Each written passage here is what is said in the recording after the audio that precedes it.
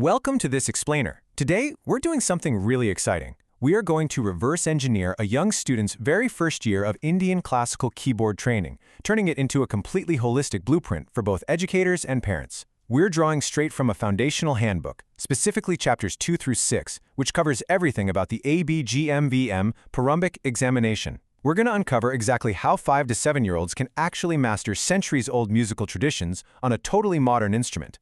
To give you a quick look at our roadmap, we'll be starting with our destination, the Prarambhik exam blueprint.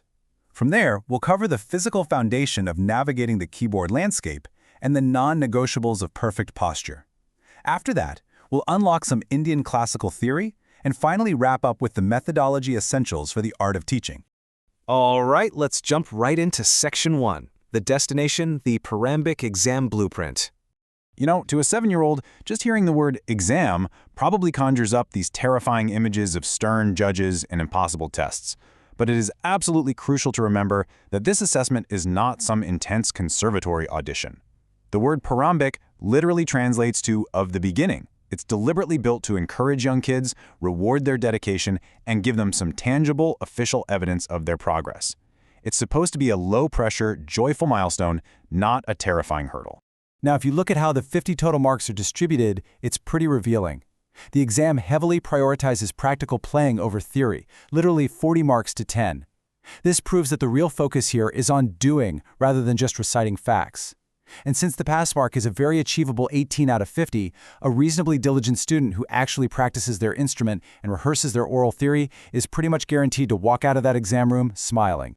Okay, moving right along to Section 2, the physical foundation. Navigating the keyboard landscape. Let me share what is honestly the best-kept secret in keyboard pedagogy. A full-size keyboard can look like a totally terrifying wall of 88 identical keys to a 6-year-old, but it isn't. It's actually just a small, repeating stamp of 12 keys anchored by very distinctive visual clusters of 2 and 3 black keys. If a kid can spot those black key groups, they can navigate the entire instrument instantly. It's like a giant puzzle that suddenly makes perfect sense. Because of that, we absolutely have to ditch the common but totally flawed habit of counting white keys from the far left edge of the piano. Seriously, that method falls apart completely under exam nerves or if the kid happens to sit at a keyboard with a different number of keys. Instead, we want to teach spatial logic. Play a Find Me a C hunting game using those 2 black key landmarks. It becomes an automatic, foolproof method on literally any sized instrument. Let's pivot to Section 3. Foundations of perfect posture, setting up for success. Believe it or not, you cannot play beautifully if you're sitting poorly. But we can actually transform perfect posture into an automatic ritual with a simple 6-step pre-playing sequence. You sit down, check your height and distance, consciously drop those tense shoulders, curve the fingers, and only then begin playing. It's amazing because many professional pianists still run through a version of this exact sequence decades into their careers just to center themselves and prevent strain. A really quick fix for posture is ensuring the forearms are roughly parallel to the floor.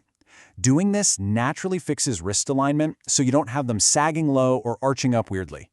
And to prevent that dreaded knuckle collapse where the fingers lie flat, just tell the child to imagine they're gently holding a small orange in the palm of their hand.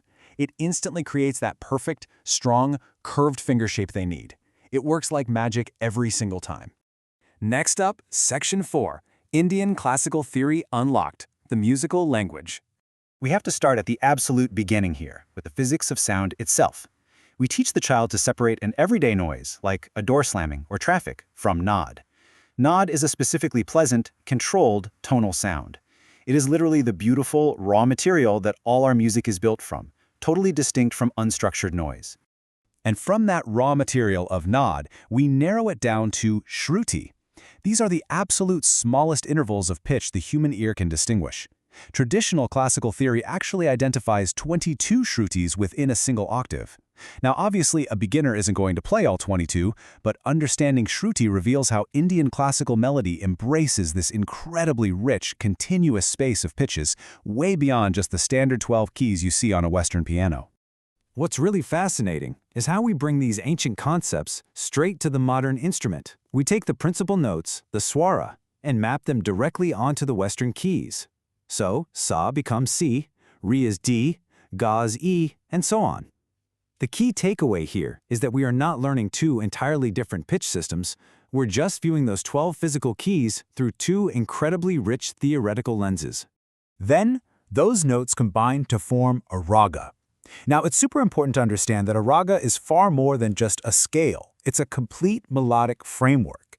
It has a specific ascending movement called the aro, a descending movement called the avro, and a unique melodic catchphrase known as the pakad. It brings a complete emotional identity to the music. During the exam, examiners want to hear the true character of the raga, not just a robotic string of memorized keys. Finally, we have tal, which provides the cyclical rhythmic framework for our melody, broken down into beats called matras. Here is a massive takeaway for you. It is absolutely vital that students practice this against a real tabla, a backing app, or a dedicated machine. Rehearsing solely against the teacher clapping their hands is a classic mistake, and it leaves students utterly lost when they face real tabla accompaniment in the exam room. And that brings us to our final section, Section 5, The Art of Teaching, Methodology Essentials. Bringing Bloom's taxonomy into our lessons is a total game changer. It maps out exactly how a student moves from basic rote memorization all the way to applied, independent musical knowledge. They don't just remember where the keys are, they understand why certain anchor notes don't change, and they actually apply their technique by playing familiar patterns in entirely new ragas. It's all about experiential doing, not just lecturing.